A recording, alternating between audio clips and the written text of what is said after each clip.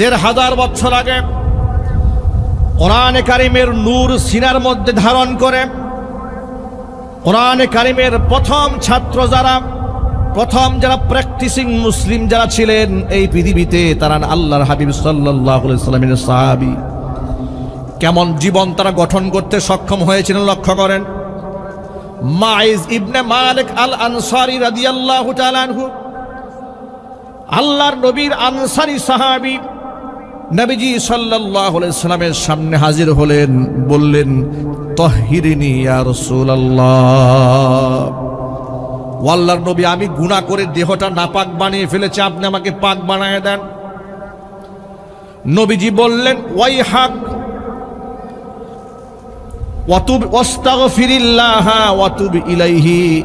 নবীজি সাল্লাল্লাহু আলাইহি ওয়াসাল্লাম তাকে ধমক দিয়া সরাই দিলেন, বললেন, বেটা যাও, আল্লাহর কাছে ইস্তিগফার করো, আল্লাহর কাছে তওবা করো। এই কথা বলে তাকে সরাই দিলেন প্রথম দিন। মাইজ ইবনে মালিক দ্বিতীয় দিন আবার এসে বলছেন, তাহহিরিনি ইয়া রাসূলুল্লাহ, ও আল্লাহর রাসূল, আপনি আমাকে পাক বানান, আমি নাপাক হয়ে গিয়েছি। নবীজি আবার একই কথা বললেন, ওয়াইহাক ওয়াস্তাগফিরিল্লাহ ওয়াতুব ইলাইহি, চলে যাও তুমি বাড়িতে, গুনাহ করেছো, দেহ নাপাক হয়েছে, আল্লাহর কাছে তওবা করো, আল্লাহর কাছে মাগফিরাত কামনা করো, আল্লাহ পাক তোমাকে মাফ করে দিবেন। দ্বিতীয় দিন চলে গেলেন। তৃতীয় দিন তিনি আবার আসলেন, এসে বললেন, তাহহিরিনি ইয়া রাসূলুল্লাহ, ও আল্লাহর রাসূল, আপনি আমাকে পাক বানান, গুনাহ করে আমার শরীরটা আমি নাপাক বানিয়ে ফেলেছি। নবীজি সাল্লাল্লাহু আলাইহি ওয়াসাল্লাম তৃতীয় দিন তাকে জিজ্ঞেস করলেন, মিন আইয়ি শাইইন, কোন জিনিস থেকে আমি তোমাকে পাক করব, তুমি কোন গুনাহ করেছো? তোমাকে আমি দুইবার বলেছি, তোমাকে বারবার বলেছি তুমি তওবা করো, কোন জিনিস থেকে তোমাকে আমি পাক করব?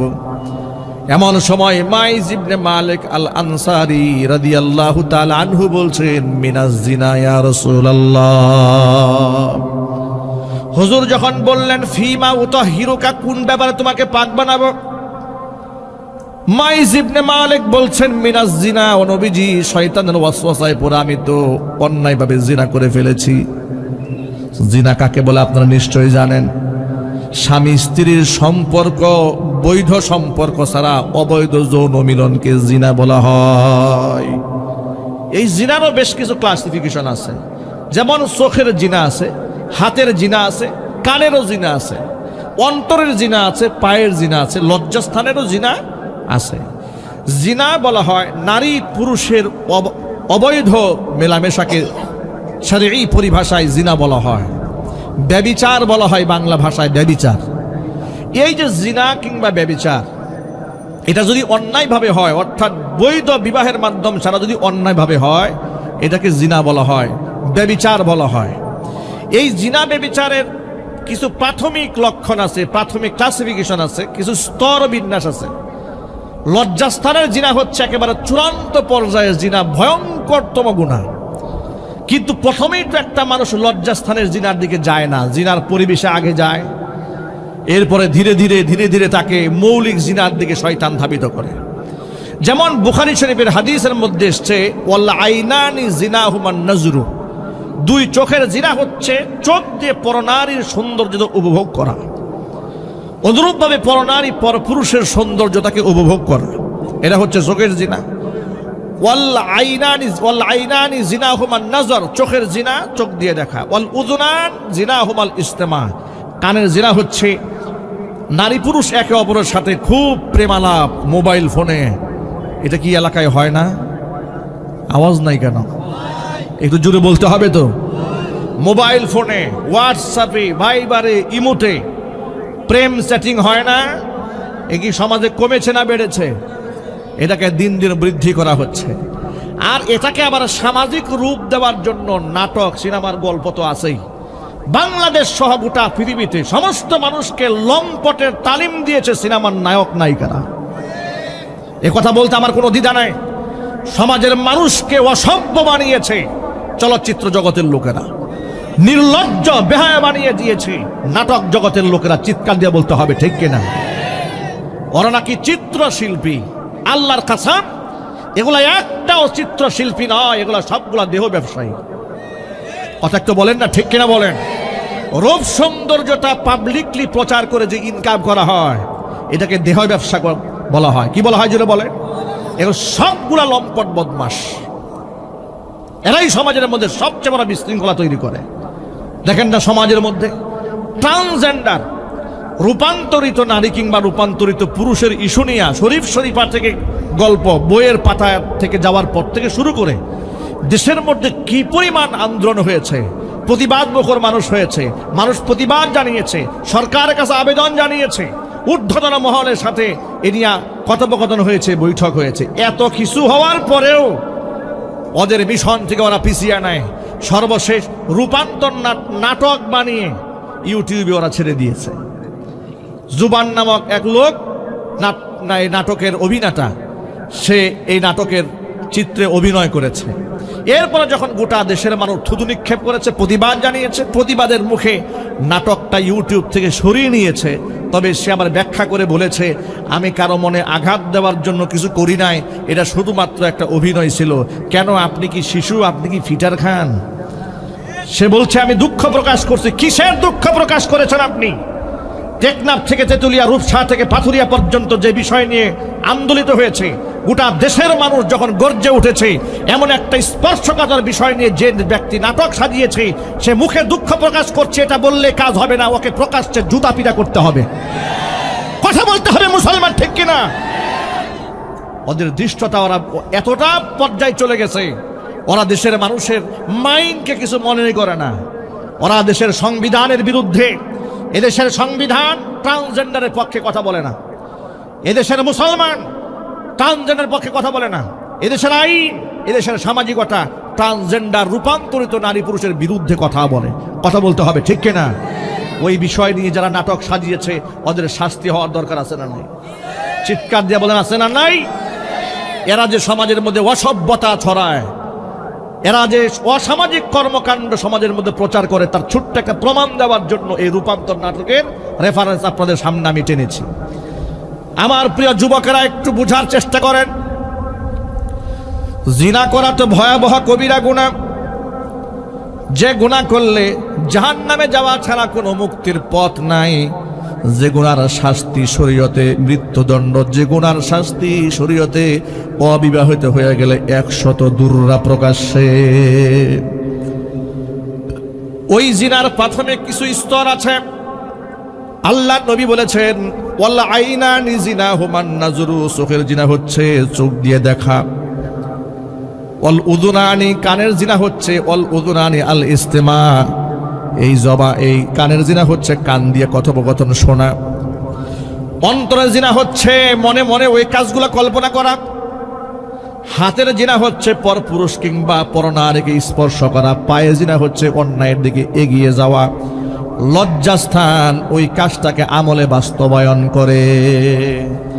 কোরআনে কারীম কোন জায়গার মধ্যে বলে নাই তোমরা জিনা করো না, ব্যভিচার করো না। কোরআন কি বলেছে শোনেন, আল্লাহ রাব্বুল আলামিন বলে দিয়েছেন, ওয়ালা তাকরাবুজ জিনা ইন্নাহু কানা ফাহিশা ওয়া সাআ সাবিলা। জিনা ব্যভিচার তো করবে দূরের কথা, লা তাকরাবুজ জিনা, জিনা ব্যভিচারের ধারে কাছেও যাওয়া যাবে না। আল্লাহু আকবার বলেন। কোরআন শরীফের একটা জায়গার মধ্যেও নাই তোমরা জিনা করো না, বরং কোরআন মাজিদে জিনার ব্যাপারে বলেছেন, ওয়ালা তাকরাবুজ জিনা, জিনার ধারে কাছেও যেও না। মুফাসসিরিনে কেরামরা কোরআন শরীফের আয়াতের তাফসীর করে বলেছেন, জিনার ধারে কাছে না যাওয়ার মানেটা কি? এর মানে হলো এমন কিছু পরিবেশ আছে যে পরিবেশে গেলে জিনার মন মানসিকতা তৈরি হয়, আছে না নাই? কথা বলতে হবে তো, বলেন। কিছু পরিবেশ আছে না? আপনি সিনেমা হলে গেলেন, আপনি পার্কে গেলেন যেখানে নারী পুরুষের অবাধ মেলামেশা, আপনি সেখানে গেলেন, কিংবা আপনি হোলি উৎসবে অংশগ্রহণ করলেন, নারী পুরুষে খুব জড়াজড়ি মাখামাখি করলেন, কিংবা সুইমিং পুলে একসাথে নাচানাচি করলেন, কিংবা আপনি কক্সবাজার সমুদ্র সৈকতে গিয়ে নারীদের অর্ধনগ্ন দেহকে আপনি দর্শন করলেন, দেখলেন। এগুলা হচ্ছে জিনার পরিবেশ। আপনি ওখানে গেলে এগুলা জিনার উপকরণ আপনার মনের মধ্যে শয়তান ধাক্কা দেবে, আপনাকে আরো নিকটতম করার জন্য শয়তান চেষ্টা করবে। যেমন একটি হাদিসের মধ্যে এসেছে, লা ইয়াখলুওয়ান্না রাজুলুন বিইমরাআতুন ইল্লা সালিসুহুমা শাইতান। লা ইয়াখলুওয়ান্না রাজুলুন বিইমরাআতিন ইল্লা সালিসুহুমা শাইতান। কোন একটা নারী, কোন একটা পুরুষ একাকিত্বে অবিবাহিত, তারা বয়ফ্রেন্ড গার্লফ্রেন্ড, আমাদের বাংলা একেবারে খুব সহজ ভাষায় বোঝাবার জন্য বলি, আমাদের দেশের তথাকথিত জাস্ট ফ্রেন্ড, একাকিত্বে যদি নিরিবিলি তারা কোথাও বসে, আল্লাহর নবী সাল্লাল্লাহু আলাইহি সাল্লাম এটাকে হারাম ঘোষণা করেছেন ১৫০০ বছর আগে। পার্কের চিপায় চাপায় বসে, গাছের ডালে ডালে বসে, কিংবা গাছের ছায়ায় বসে যারা একে অপরকে বাদাম খাওয়ায় দেয়, একে অপরকে রানের মধ্যে নিয়ে শুয়ে থাকে, কিংবা বন্ধু বান্ধবীর হাত ধরে রাস্তাঘাটে ঘোরাফেরা করে, এগুলা হালাল না হারাম? একটু স্পষ্ট ভাষায় মুসলমানের মতো ইমানি শক্তি দিয়ে উচ্চারণ করে বলবেন, এগুলো হালাল না হারাম? আরো জোরে বলেন। এবার শোনেন কেন হারাম। আল্লাহর নবী বলেন, তোমাদের জন্য এই কাজটা নিষিদ্ধ কেন করা হয়েছে শোনেন। লা ইয়াখলুওয়ান্না রাজুলুন বিইমরাআতিন ইল্লা সালিসুহুমা শাইতান। কপট কপতি অবৈধ সম্পর্ক করে দেখবেন বিভিন্ন চাইনিজ রেস্টুরেন্টে একেবারে নিরিবিলি পর্দা করে বসার ব্যবস্থা থাকে, আছে না নাই? জোরে বলে। পর্দা করে একেবারে খুবুস গল্প করার জন্য ওনাদেরকে আলাদা ছেড়ে দেওয়া হয়েছে। মানে পরিবেশটাই তৈরি করা হয়েছে যাতে করে তাদের এই অপকর্মের মধ্যে এসে কেউ ডিস্টার্ব না করে, বাধা যেন তাকে না দেয়। আল ইয়াযু বিল্লাহ, সকলেই বলেন নাউযু বিল্লাহ। এই কাজটি করতে নবী করিম সাল্লাল্লাহু আলাইহি সাল্লাম কেন নিষেধ করলেন? এরপরে আমাদের বাংলাদেশে একটা পরিবেশগত দিক থেকে ভাইরাস আছে, সেটা হচ্ছে এই যুবতী মেয়ে কিংবা উঠতি বয়সী মেয়েকে পড়াবার জন্য যুবক হোম টিচার, হোম টিউটর বলা হয়, অর্থাৎ প্রাইভেট টিচার রাখা হয় ঘরে ঘরে। যদিও সাতক্ষীরাতে এরকম নাই, একটু জোরে বলতে হবে, আছে না নাই? বিশ্ববিদ্যালয়ে পড়ুয়া এক নওজোয়ান ছেলে কেমিস্ট্রিতে পড়াশোনা করে, কিংবা বায়োলজি নিয়ে লেখাপড়া করছে, সায়েন্স নিয়ে পড়াশোনা করছে, কিংবা ইতিহাস নিয়ে পড়াশোনা করছে, কিংবা দর্শন নিয়ে পড়াশোনা করে, যাই করুক না কেন, এমন একজন শিক্ষককে নওজোয়ান শিক্ষকের কাছে ছেড়ে দিয়েছে ক্লাস 9 কিংবা ক্লাস 10-এ পড়া তার মেয়েটাকে একান্তে রুমে বসে বসে টিচার সাহেব ছাত্রীকে পড়াচ্ছে। এই চিত্র বাংলাদেশে আছে না নাই? এত আসতে বললেন কেন? এই চিত্র আপনি মা, আপনি বাবা, আপনি আপনার যুবতী মেয়েটাকে, আপনি উঠতি বয়সের মেয়েটাকে, আবেগের বয়সের মেয়েটাকে আপনি ছেড়ে দিয়েছেন একটা যুবকের হাতে। এরপরে কি বললেন? বাবা তোমরা এই রুমে থাকো, এই রুমে কেউ আসবে না, খুব ভালো করে মনোযোগ সহকারে আমার মেয়েটাকে পড়াও। এই যে আপনি পরিবেশটা তৈরি করলেন, আল্লাহর নবী সাল্লাল্লাহু আলাইহি সাল্লাম বলেছেন এই কাজ যেন কোনোদিন কোনো নারী পুরুষ একসাথে এভাবে একত্রিত না হয়। তারা যদি দুইজন একটা রুমের মধ্যে বসে, কিংবা গাছের নিচে বসে, কিংবা পার্কে গিয়া বসে, তারা দুজন আর দুজন থাকে না, ইল্লা সালিসুহুমা শাইতান, মাঝখান দিয়ে একজন ঢুকে যায়। মাঝখান দিয়ে কে ঢুকে? মাশাআল্লাহ, ওয়াজ তো ভালোই জানেন, দেখা যায় ওরা আর দুইজন থাকে না, তিনজন হয়ে যায়। মাঝখান দিয়ে কে ঢুকে? শয়তান ঢুকে। এই শয়তান ততক্ষণ পর্যন্ত আপনাকে ছাড়বে না যতক্ষণ উভয়ের মধ্যে অবৈধ জিনা ব্যভিচার সংগঠিত না করবে। হাদিস শরীফের মধ্যে আমার বাপ দাদার বানানো কথা নয়, হারাম। ইসলামের জন্য সহ শিক্ষাকে হারাম করেছে, নারী শিক্ষাকে হারাম করে নাই। নারী অধিকার নিয়ে ইসলাম যে কথা বলেছে, পৃথিবীর সমস্ত নারীবাদীদের বক্তব্য একত্রিত করলে আল্লাহর নবী নারীদের পক্ষে যা বলেছেন তার সমান হবে না। যদি বলতে হবে, ঠিক কিনা বলেন? নারীবাদীরা নারী অধিকারের নামে নারীকে উলঙ্গ বানিয়ে ছেড়ে দিয়েছে। নারীবাদীরা নারী অধিকারের নামে নারীদেরকে ধর্ষিতা বানিয়ে দিয়েছে, নির্লজ্জ বানিয়েছে, বেহায়া বানিয়ে দিয়েছে। চিৎকার দিয়ে বলেন ঠিক কিনা? পশ্চিমারা নারী অধিকারের নামে নারীদেরকে ভোগের পণ্য বানিয়েছে। শীতকালীন মেয়েদেরকে ওরা হাফ প্যান্ট পরিয়ে রাখে যাতে করে ওদের পাটা ভালো করে দেখা যায়, কিন্তু পুরুষ তো হাফ প্যান্ট পরে না, শীতকালে ওরা ফুল প্যান্ট পরে। দেখেছেন নারীকে কতভাবে ঠকাইছে ওরা? নারীদেরকে সব দিক থেকে ওরা ঠকিয়ে দিয়েছে, ভোগের পণ্য বানিয়ে দিয়েছে, সমস্ত বিজ্ঞাপনে নারীদেরকে সামনে দাঁড় করিয়ে দিয়েছে। গাড়ির বিজ্ঞাপনে নারী, বাড়ির বিজ্ঞাপনে নারী, টুথপেস্ট বিক্রি হবে তার বিজ্ঞাপনে নারী। নারীকে সব জায়গায় ওরা ভোগের পণ্য বানিয়েছে। ইসলাম ভোগের পণ্য বানায় নাই, নারীকে ইসলাম মায়ের মর্যাদা দান করেছে। সুবহানাল্লাহ কোন। ইসলাম নারীদের ব্যাপারে বলেছে ইন্নামাদ দুনিয়া কুল্লুহা মাতাউন ওয়া খায়রু মাতাঈদ দুনিয়াল মারআতুস সালিহা। গোটা পৃথিবীর মধ্যে যত নাজ নিয়ামত আছে, সমস্ত নাজ নিয়ামতের মধ্যে শ্রেষ্ঠতম নাজ নিয়ামতের নাম হচ্ছে নেককার মহিলা। পৃথিবীর শ্রেষ্ঠ সম্পদ নেককার নারী।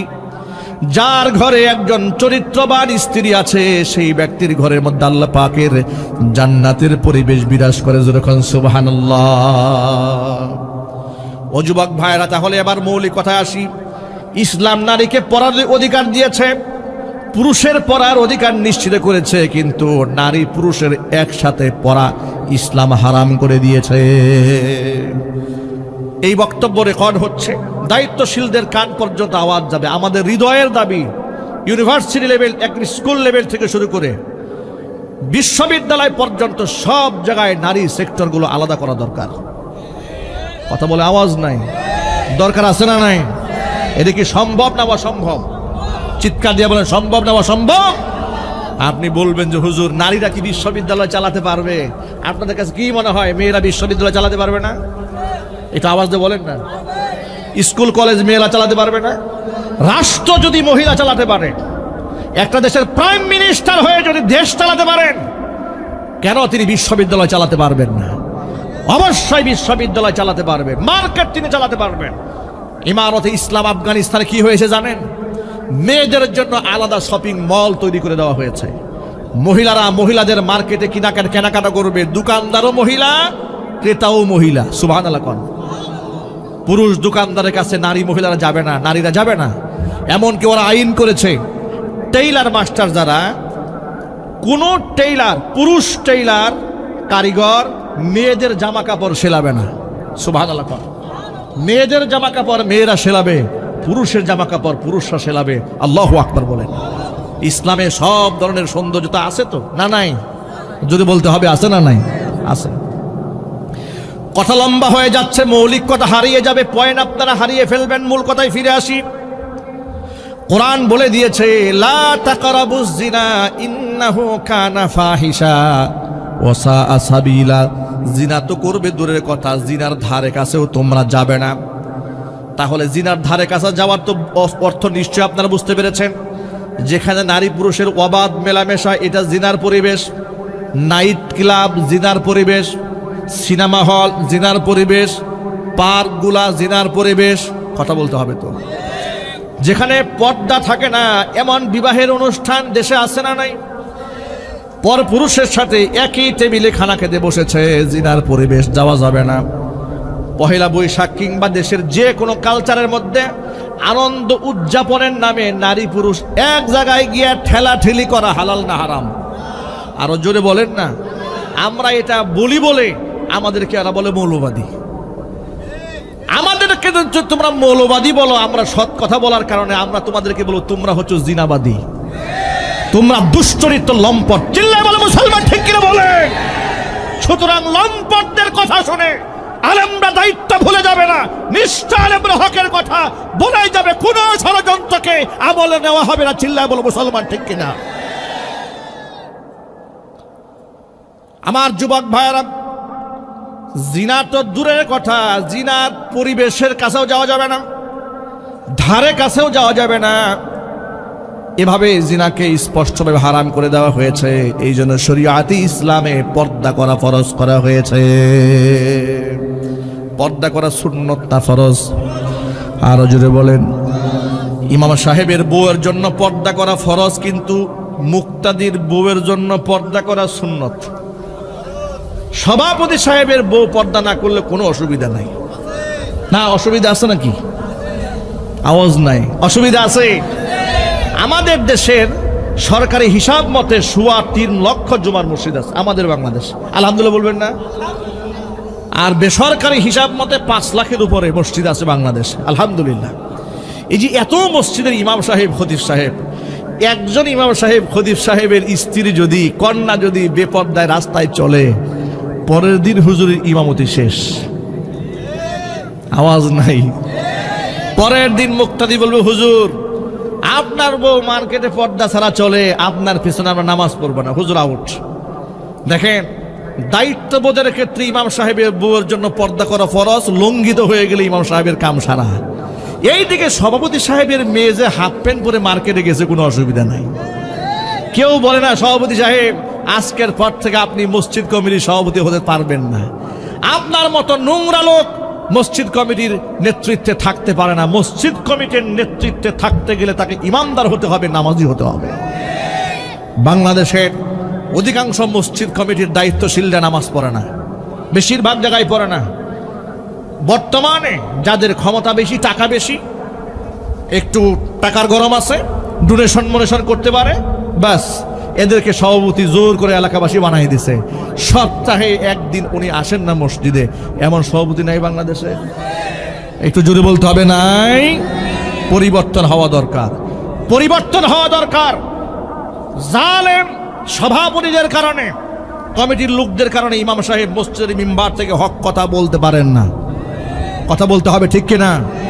আলেম ওলামাদের মিম্বার থেকে হক কথা, স্পষ্ট কথা, সমাজ প্রেক্ষাপটে বাস্তবিক কথা আসার দরকার নাই?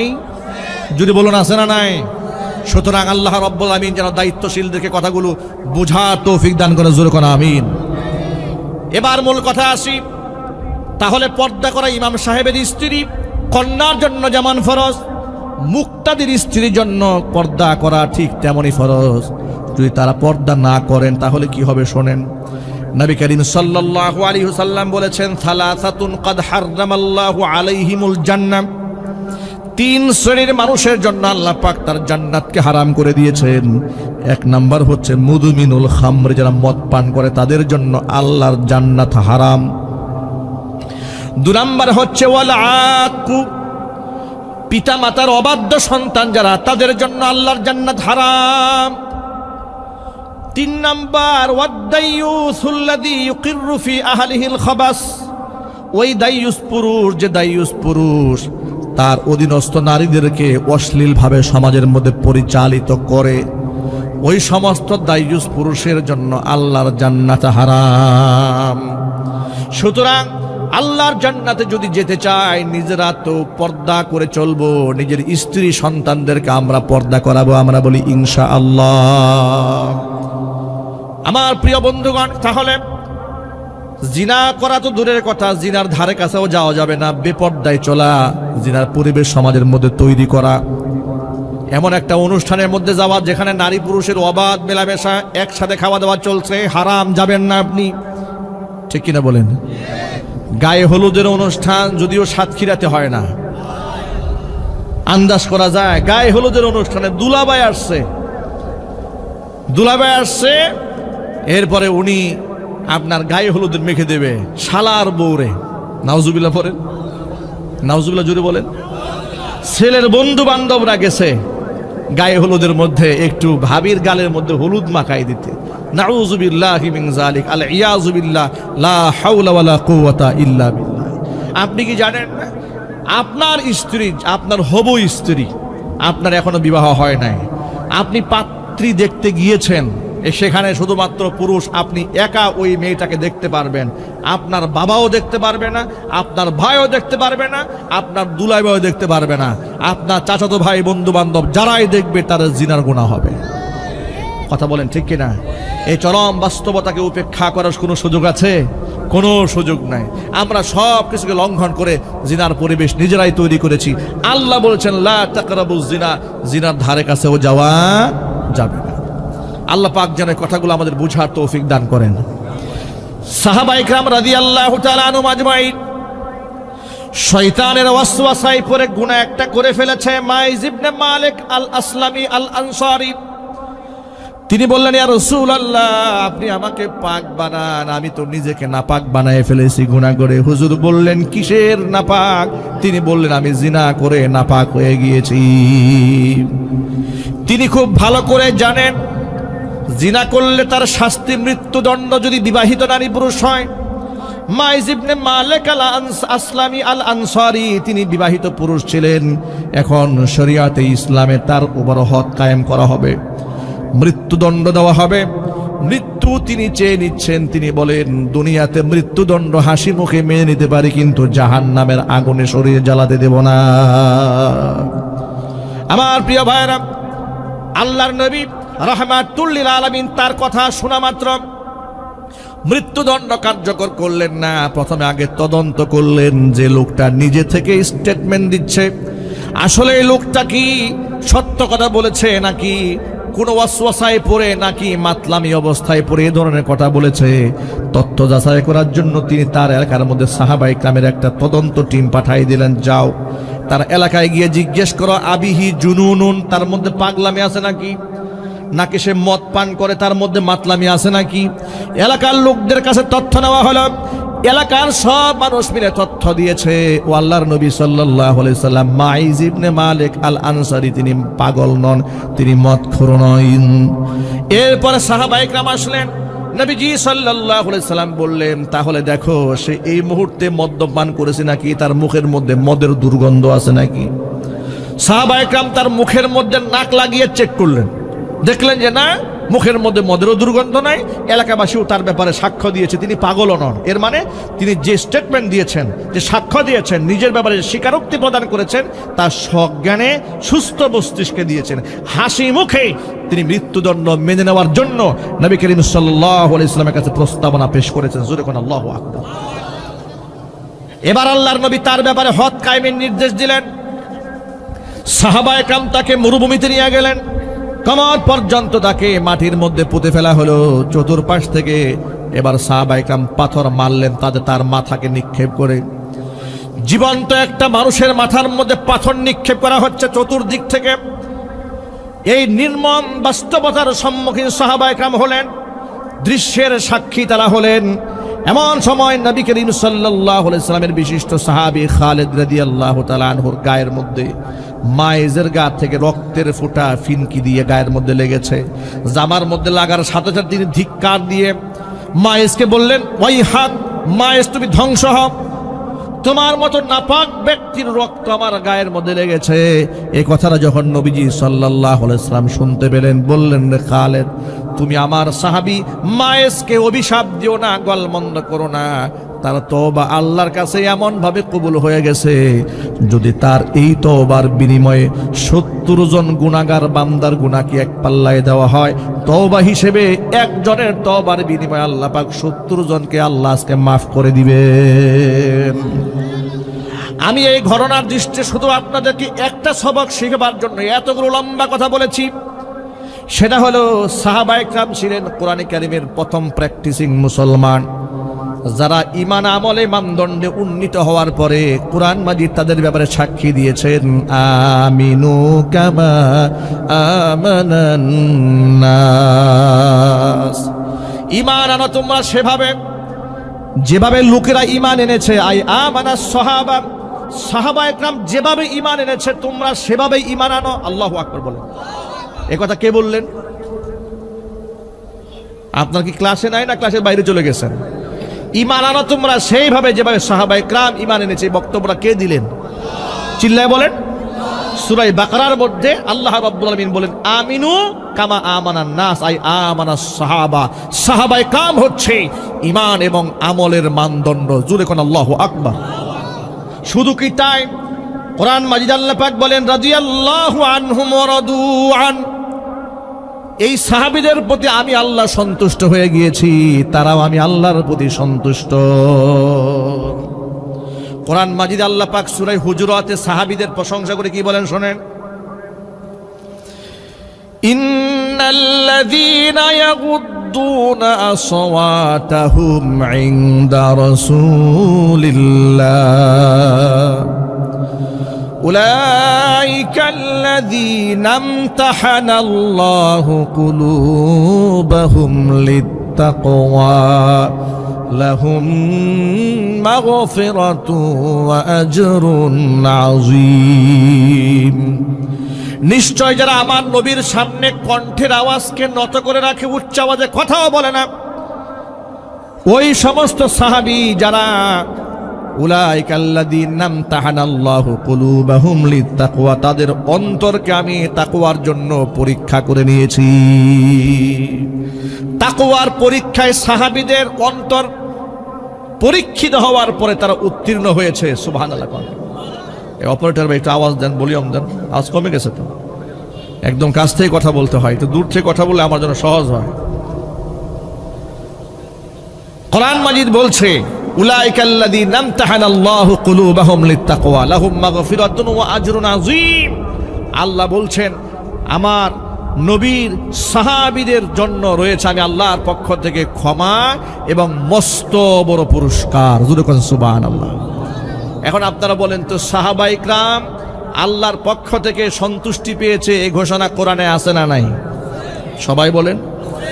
আল্লাহ পাক তাদের জন্য বিরাট পুরস্কার রেখেছেন, এই কথা সূরা হুজুরাতে আছে না নাই? তাদের মতো ঈমান আনতে হবে, এই কথা কোরআনে লেখা আছে না নাই? তাহলে কি দাঁড়ালো? সাহাবায়ে কেরাম আমাদের ঈমানের মানদণ্ড, তারা আমাদের মডেল, তারা আমাদের আদর্শ। কোরআনে কারীমের আয়াত তার প্রমাণ করে। এবার হাদিস শোনেন।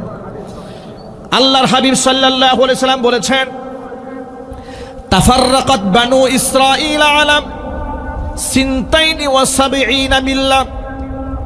বনি ইসরাইলের লোকেরা 72টা দলে বিভক্ত হয়ে গিয়েছিল।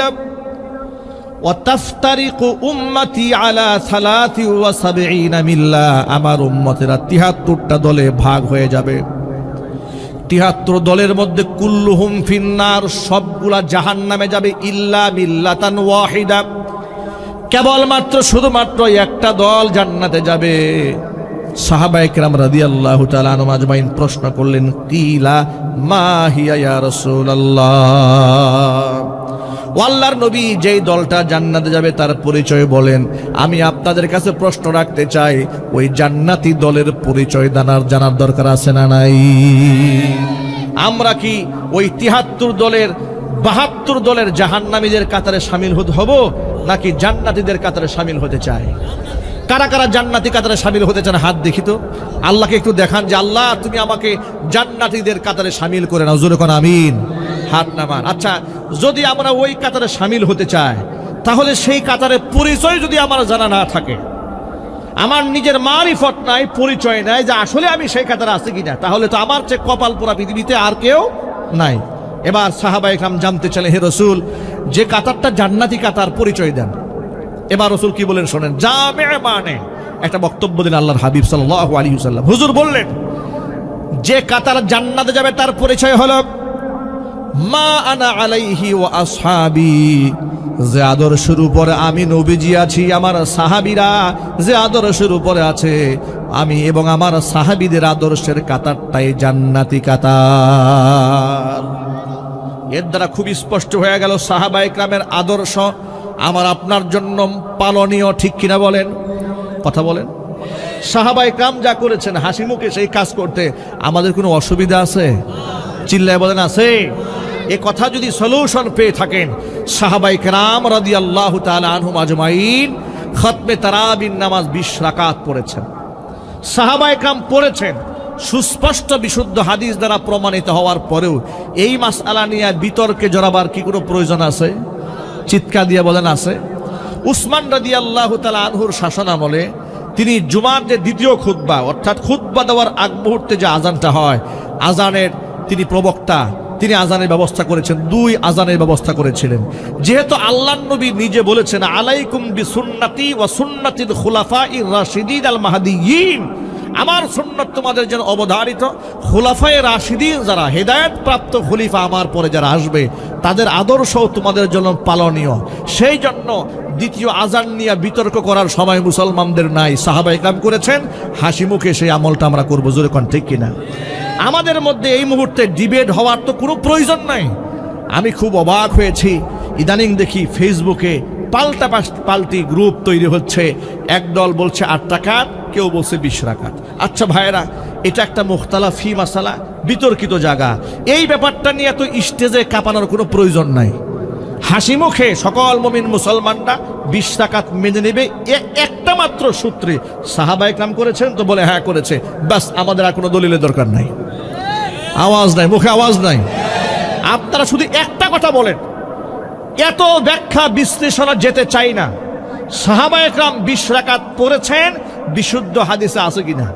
যদি বলে হ্যাঁ আছে, তাহলে আমরা এই ব্যাপারে কোনো বহস শুনতে চাই না।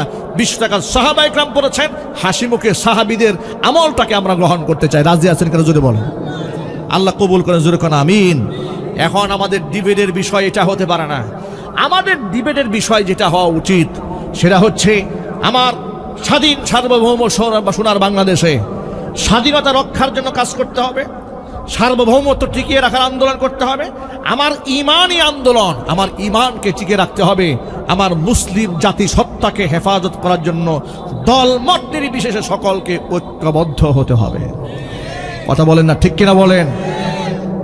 আপনাদের কাছে আজকে আমি এই মুহূর্তে একটা মেসেজ শেয়ার করতে চাই, একটি বক্তব্য আপনাদের সামনে উপস্থাপন করতে চাই দলিল ভিত্তিক।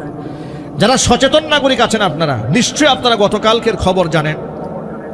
ফরিদপুর জেলার আপনার মধুখালী উপজেলাতে সেখানকার পূজা চলাকালীন সময়ে দুজন শ্রমিককে, নির্মাণ শ্রমিককে হিন্দু সম্প্রদায়ের লোকেরা পিটিয়ে নির্মমভাবে হত্যা করেছে। এই সংবাদ কি আপনাদের কানে গেছে? যায় নাই? এই সংবাদ আপনারা পান নাই? কারা কারা পেয়েছেন হাত দেখি তো। এই সংবাদটা পেয়েছেন কারা কারা? মাশাআল্লাহ, যারা সচেতন তারা অনেকেই পেয়েছেন, হাত নামে। এই হিন্দু সম্প্রদায়ের লোকেরা সেখানে মুসলিম দুজনকে পিটিয়ে হত্যা করেছে। অভিযোগটা কি?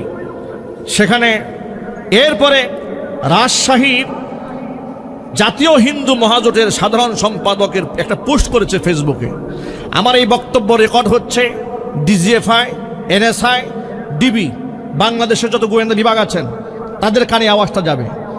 আমি এই তথ্যের সত্য মিথ্যা আপনাদের কাছে জানতে চাই। ফেসবুক পোস্টে দেওয়া হয়েছে রাজশাহী জাতীয় হিন্দু মহাজোটের সাধারণ সম্পাদকের পোস্ট। ওদের ভবিষ্যৎ পরিকল্পনা কি দেখেন। তারা বলছে ফরিদপুরে 4টা মোল্লা খতম, সামনে আরো অনেক কিছু হতে চলছে, সনাতনীরা রেডি হও, প্রস্তুত, ফরিদপুর দিয়া শুরু, জয় শ্রীরাম, চিৎকার দেখো নওজুবিল্লাহ। এই ফেসবুক পোস্টটি তার ওয়াল থেকে নেওয়া হয়েছে এবং তার ওয়ালে খুব স্পষ্ট ভাষায় দেওয়া আছে সুমন মহন্ত তার নাম, সাংগঠনিক সম্পাদক জাতীয় হিন্দু স্বেচ্ছাসেবক মহাজোট রাজশাহী বিভাগীয় কেন্দ্রীয় কমিটি। দায়িত্বশীল একজন ব্যক্তির ফেসবুক পোস্ট থেকে নেওয়া হয়েছে। এই পোস্টটা আসলে সত্য কিনা তদন্ত সাপেক্ষ, এটা প্রশাসনের দৃষ্টি আকর্ষণ করছি, তাদের দেখা উচিত। যদি এই আইডি ফেক হয়ে থাকে, কারা এই পোস্টটা করেছে মুসলমানদের দাঙ্গা লাগাই দেওয়ার জন্য, তাকেও খুঁজে বের করতে হবে। কথা বলেন, ঠিক কিনা বলেন? যদি এই পোস্টটা তার না হয়ে থাকে, যদি হয়ে থাকে, তাহলে কাল বিলম্ব না করে এই সন্ত্রাসী, এই গুন্ডা, এই খুনিদেরকে শায়েস্তা করতে হবে। আমি অবাক হয়েছি, মুসলমানদেরকে পিটিয়ে তারা হত্যা করেছে। এমনকি পূজা চলাকালীন সময়ে প্রকাশ্য দিবালোকে বড় বড় রামদানিয়ে ওরা পূজা উদযাপন করেছে। যেই দেশে ঘুরানিয়া মিছিল করার অপরাধে সন্ত্রাসী আখ্যা দিয়ে নরসিংদীর তালেবে ইলম ছাত্র ভাইকে গ্রেফতার করা হয়েছিল, সেই দেশে প্রকাশ্যে রামদানিয়ে ধর্মীয় উৎসবের মধ্যে হানা দেবে এবং তারা মহড়া দেবে, এটা আমাদের মেনে নিতে হবে। এত চুপচাপ মুসলমানদের বসে থাকার সময় নাই। আল্লাহর কসম করে বলি, এ পর্যন্ত জীবনে আমরা কোনোদিন মুসলিম হয়ে অমুসলিমদেরকে অপমান করা, বেইজ্জত করা, লাঞ্ছিত করা কিংবা মন্দিরে হামলা করার পক্ষে আমরা জীবনে কথা বলেছি? চিল্লায় বলেছি? বরং আমরা শান্তি এবং সৌহার্দ্যতার কথা বলেছি বলেই বাংলাদেশে হিন্দুরা মুসলমানদের কাছে এমনভাবে নিরাপদ থাকে, ডিমের মধ্যে কুসুম যেমনি নিরাপদ থাকে। এর অর্থ এই নয় তোমাদেরকে আদর করেছি বলে তোমরা মাথায় উঠে পেশাব করে দিবা। যে লজ্জাস্থান দেয়া মুসলমানদের মাথার উপর পেশাব করবা, সেই লজ্জাস্থান মুসলমান কাটতেও জানে। মুসলমানকে ঐক্যবদ্ধ হতে হবে। সেখানে কেন দুজন মুসলমানকে হত্যা করা হয়েছে, কোন অপরাধে করা হয়েছে, তদন্ত টিম গঠন করা হোক। আমি দেখেছি ব্রাহ্মণবাড়িয়া নাসিরনগরে কয়েক বছর আগে যখন হিন্দু ধর্মাবলম্বীদের পূজা মণ্ডপে হামলা হয়েছিল, দেশের স্বরাষ্ট্রমন্ত্রী, দেশের ঊর্ধ্বতন বহুত পুলিশ কমিশনাররা সেখানে গিয়ে হিন্দু সম্প্রদায়কে সান্ত্বনা দেওয়ার জন্য চলে গিয়েছিলেন। কিন্তু ফরিদপুরের যেখানে দুইটা মুসলমানদের তাজা প্রাণ চলে গেল, এখনো পর্যন্ত আমরা দেশের স্বরাষ্ট্রমন্ত্রী স্পষ্ট কোনো বক্তব্য শুনতে পাই নাই। মুসলমানের জানের কি কোনো মূল্য নাই? মুসলমানের ইমানের কোনো মূল্য নাই? দুই একটা হিন্দু মারা গেলে কলিজা উতলায় ওঠে। এদেশের তথা করে রাম এবং বামিরা রাজপথে ঝাঁপিয়ে পড়তে বাধ্য হয়। মুসলিম দুটা ভাইকে নির্মমভাবে যারা শহীদ করেছে, এদের প্রত্যেককে গ্রেফতার করে দৃষ্টান্তমূলক শাস্তি যদি দেওয়া না হয়, গোটা মুসলমানরা ঐক্যবদ্ধ হয়ে এই মুশরিকদের দেশ থেকে লাঠি মেরে তাড়িয়ে দিতে বাধ্য হবে।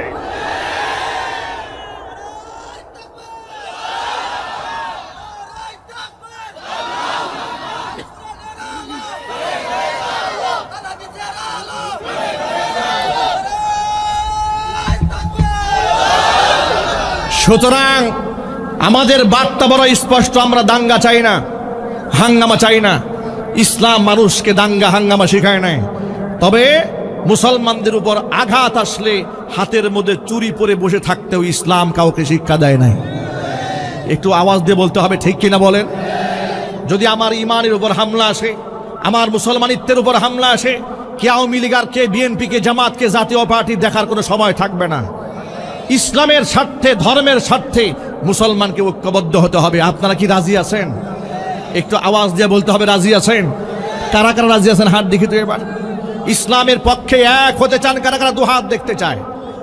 আল্লাহ পাক যেন কবুল করেন। চিৎকার দিয়া কোন আমিন, আর জোরে কোন আমিন। হাত নামান। এই ক্ষেত্রে আমি সাহাবায়ে কেরামদেরকে আদর্শ হিসেবে একটা দলিল দিতে চাই আপনাদের সামনে। সাহাবায়ে কেরাম রাদিয়াল্লাহু তাআলা আনহুম আজমাইন, তারা আমাদের ঈমান এবং আমলের নমুনা। নবী করিম সাল্লাল্লাহু আলাইহি সাল্লামের বিখ্যাত সাহাবী আবু বকর সিদ্দিক রাদিয়াল্লাহু তাআলা আনহুর নাম তো নিশ্চয়ই আপনারা শুনেছেন, না শুনেন নাই? আবু বকরের নাম আপনারা শুনেন নাই? কারা কারা শুনেছেন হাত দেখি তো ভাই। মাশাআল্লাহ, মাশাআল্লাহ। আবু বকর সিদ্দিক রাদিয়াল্লাহু তাআলা আনহু হচ্ছেন সেই সাহাবী যিনি নবী করিম সাল্লাল্লাহু আলাইহি সাল্লামের সাথী, দুনিয়ার সাথী, কবরের সাথী, হাসরের ময়দানের সাথী, জান্নাতুল ফিরদাউসের। আল্লাহু আকবার বাড়ি গিয়ে বললেন। আবু বকর সম্পর্কে নবী করিম সাল্লাল্লাহু আলাইহি সাল্লাম বলেছেন, আনতা সাহিবি ফিল গার আসাহিবি আলাল হাউজ।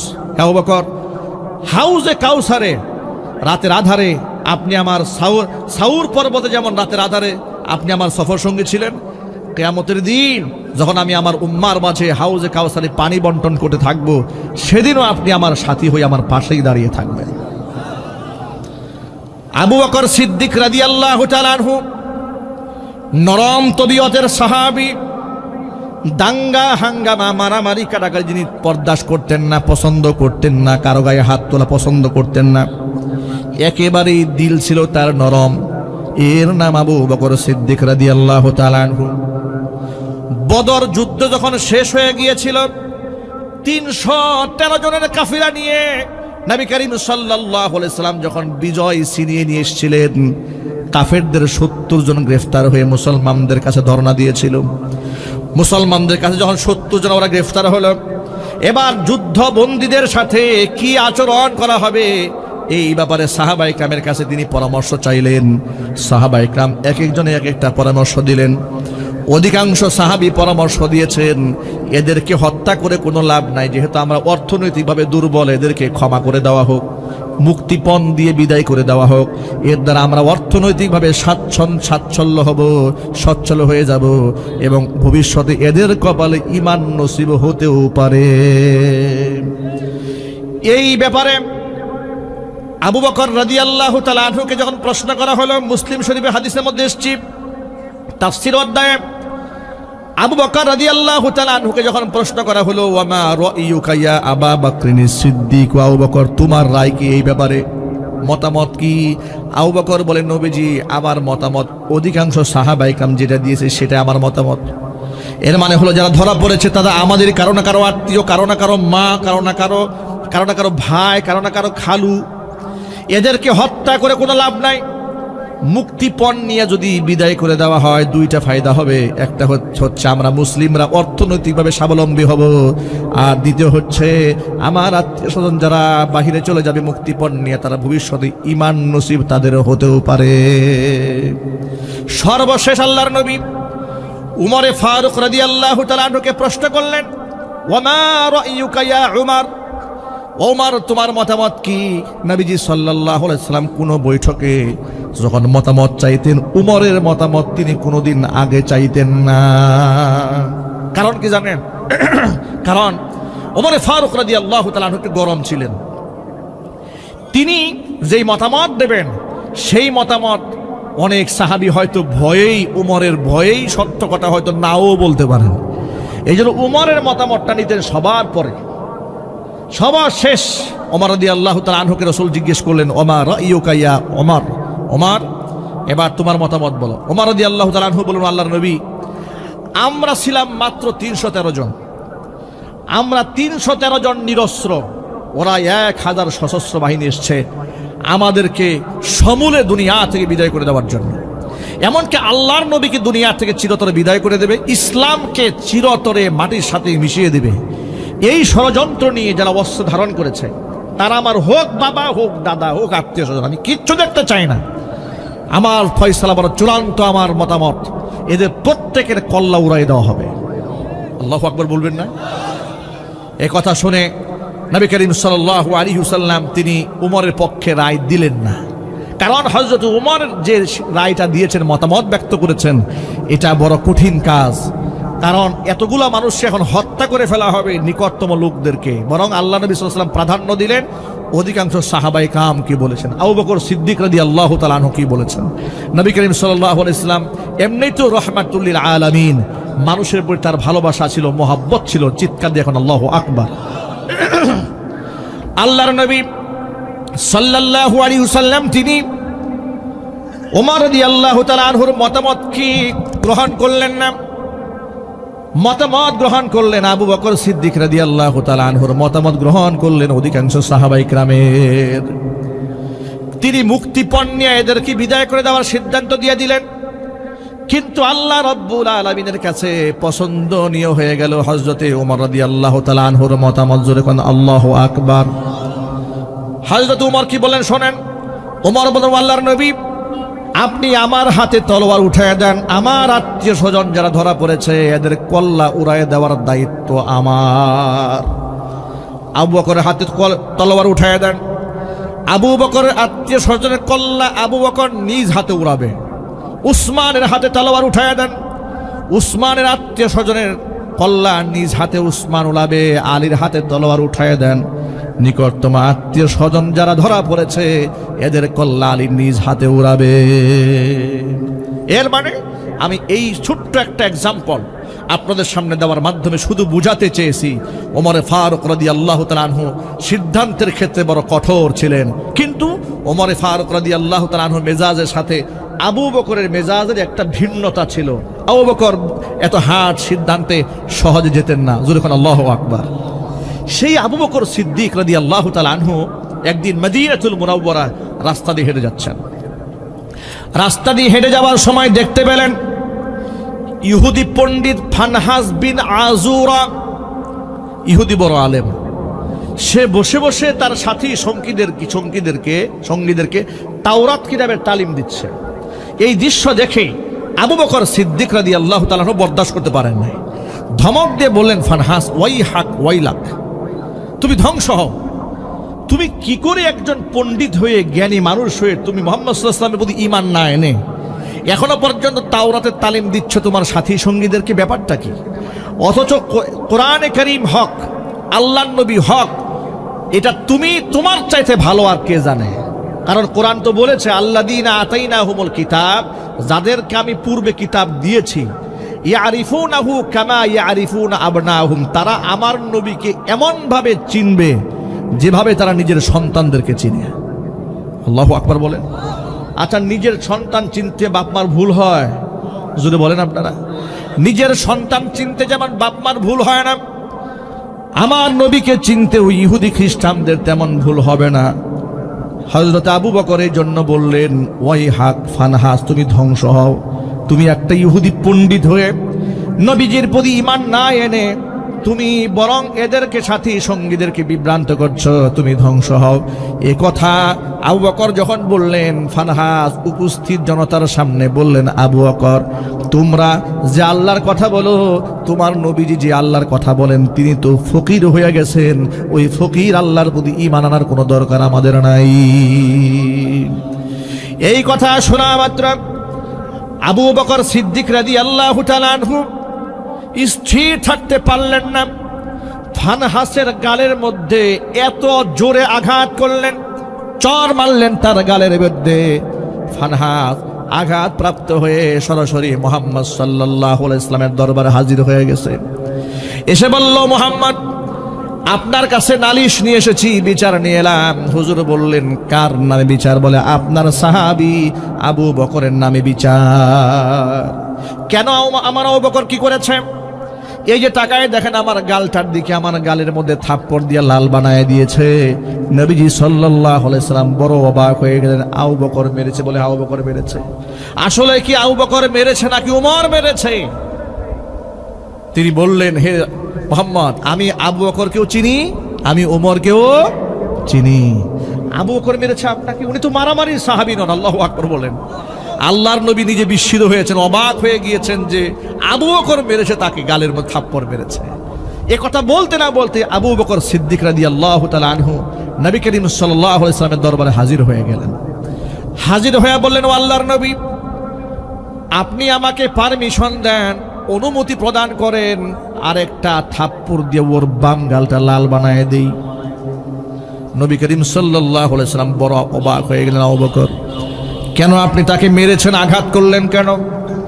ইয়া রাসূলুল্লাহ, সে যদি আমাকে গালমন্দ করত কিংবা আমাকে আঘাত করত, আমি কোনো প্রতি উত্তর করতাম না, কিন্তু আমাকে শোনায় শুনিয়ে সে আমার আল্লাহকে ফকির বলে গালি দিয়েছে, এটা আমি বরদাস্ত করতে পারি নাই। ফানহাসকে ডেকে মুহাম্মদ সাল্লাল্লাহু আলাইহি ওয়াসাল্লাম বলেন, ফানহাস, তুমি কি সত্যি আল্লাহকে ফকির বলে গালি দিয়েছো? ফানহাস বলে, ও মুহাম্মদ, আবু বকর আমার নামে মিথ্যা কথা বানিয়ে বলছে, আমি আল্লাহকে ফকির বলি নাই। চিৎকার দেখো, নাউজুবিল্লাহ। আচ্ছা প্রিয় ভাইরা, আবু বকর সিদ্দিক রাদিয়াল্লাহু তাআলা আনহু কি তিনি মিথ্যা বলার সাহাবী? জোরে বলুন, মিথ্যা বলার সাহাবী তিনি নন। কিন্তু এখন এই মুহূর্তে নবী করিম সাল্লাল্লাহু আলাইহি সাল্লামের কাছে বিচার গেছে। আবু বকর যে থাপ্পড় মেরেছে তার সাক্ষী আবু বকর নিজেই, কিন্তু ফানহাস যে আল্লাহকে ফকির বলে গালি দিয়েছে এর তো কোনো দলিল এই মুহূর্তে আবু বকরের কাছে নাই। আবু বকর সিদ্দিক রাদিয়াল্লাহু তাআলা আনহু কি নবীজি বললেন, আবু বকর, আপনি তাকে থাপ্পড় মেরেছেন, প্রমাণ আপনি নিজেই, কিন্তু সে যে আল্লাহকে ফকির বলে গালি দিয়েছে তার একটা প্রমাণ আপনি পেশ করুন। আবু বকর সিদ্দিক রাদিয়াল্লাহু তাআলা আনহু বললেন, ও আল্লাহর নবী, আমি কেমনে প্রমাণ দেব যেখানে সে আমাকে শুনিয়ে আল্লাহকে ফকির বলে গালি দিয়েছিল তার ডানে বামে সামনে পিছনে তার দলের লোকেরাই ছিল, আমার দলের কেউ ছিল না, কোনো মুসলমান ছিল না।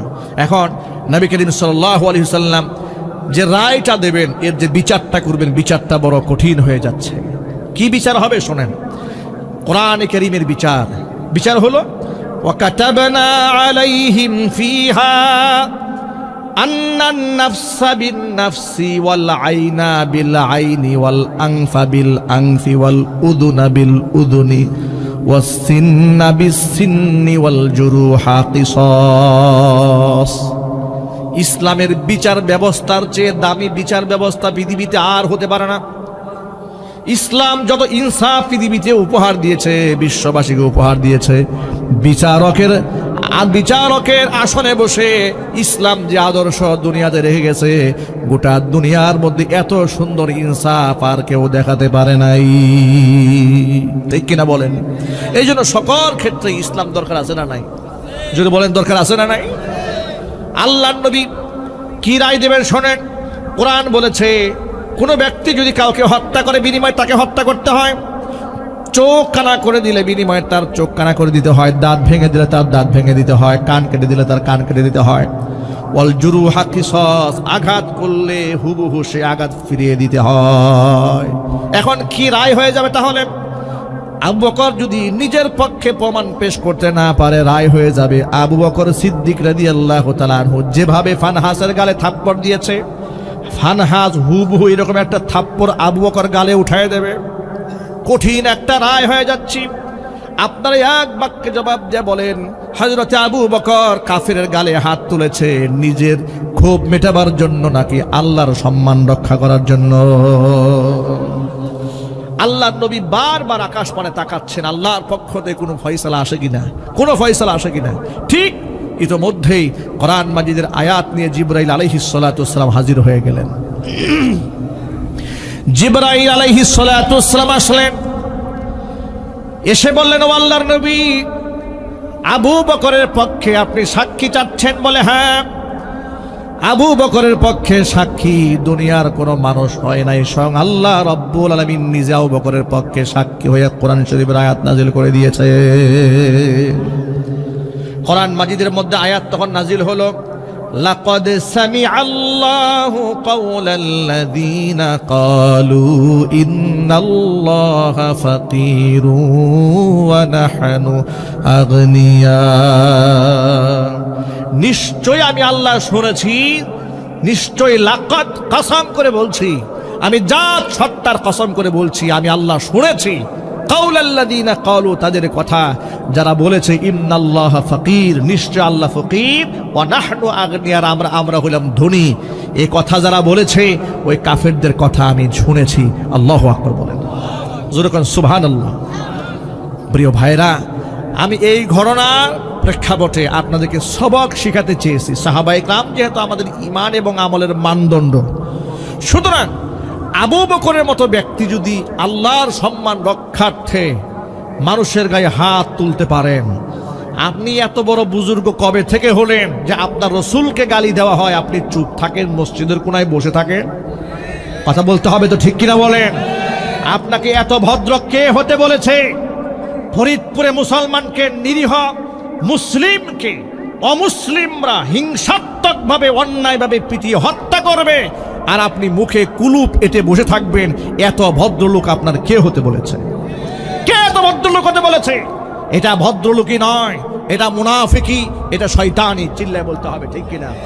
মনে রাখবেন, কোরআনে কারীম বলে দিয়েছে, স্পষ্ট জানিয়ে দিয়েছে, ওয়ালতাকুম মিনকুম উম্মাতুন ইয়াদউনা ইলাল খায়র ইয়ামুরুনা বিল মারুফ ওয়া ইয়ানহাউনা আনিল মুনকার। তোমাদের মধ্যে একটা দল এমন থাকবে, মানুষকে সৎ কাজের আদেশ করবে, অসৎ কাজ থেকে মানুষদেরকে নিষেধ করবে, আর এরাই হচ্ছে সফল কাম। চিল্লায় কোন সুবহানাল্লাহ। আল্লাহর নবী সাল্লাল্লাহু আলাইহি ওয়াসাল্লাম এবারে কি বলেছেন, যে হাদিসটা আমি পাঠ করেছিলাম আমার খুতবায়, নবীজি বলেছেন, মান রাআ মিনকুম মুনকারান, চোখের সামনে যদি কেউ অন্যায় তোমরা দেখো, তাহলে সে যেন তার হাত দিয়ে তা প্রতিবাদ করে। হাত দিয়ে যদি করতে না পারে, ফা ইল্লাম ইয়াস্তাতি ফা বিলিসানিহি, মুখ দিয়ে যেন বলে।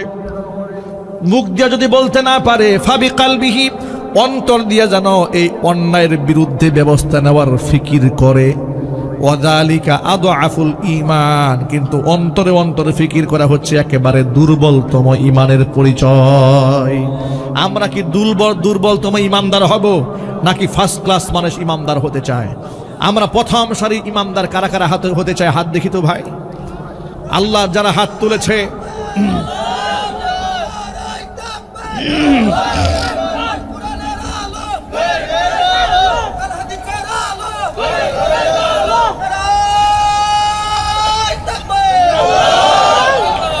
সুতরাং আমরা সাহাবায়ে কেরাম রাদিয়াল্লাহু তাআলা আনহুমকে আজমাইনদেরকে আদর্শ মেনেই ইসলামের ব্যাখ্যা আমাদের বুঝতে হবে। প্রিয় ভাইয়েরা, এজন্য আমি বুঝাতে চেয়েছি যে শরীয়তের মুস্তাহাব্বাতের ইখতিলাফাত আছে, সুন্নতের মাসআলা নিয়ে ইখতিলাফ আছে।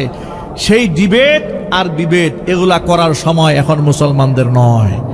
এখন মুসলমানদেরকে কে আহলে হাদিস, কে মাযহাবি, কে লা মাযহাবি, কে আওয়ামী লীগ, কে জাতীয় পার্টি, কে বিএনপি, কে জামাত, এই বিভাজন করার সময় নেই, ভেদাভেদ করার সময় নাই।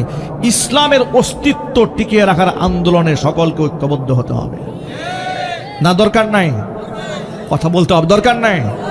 তাহলে দেখবেন, যদি এটা না পারেন, ঠিক এই মুহূর্তে যদি রুখে দিতে না পারেন, তাহলে ওই যে ওদের যে পরিকল্পনা বলেছে যে 4টা মোল্লাকে শেষ করে দিয়েছি, ফরিদপুর যে শুরু করেছি, সামনে আরো পর্ব আছে, তাহলে একের পর একবার এভাবেই দেখবেন আপনি একদিন নিজেও এর দ্বারা আক্রান্ত হয়ে যাবেন।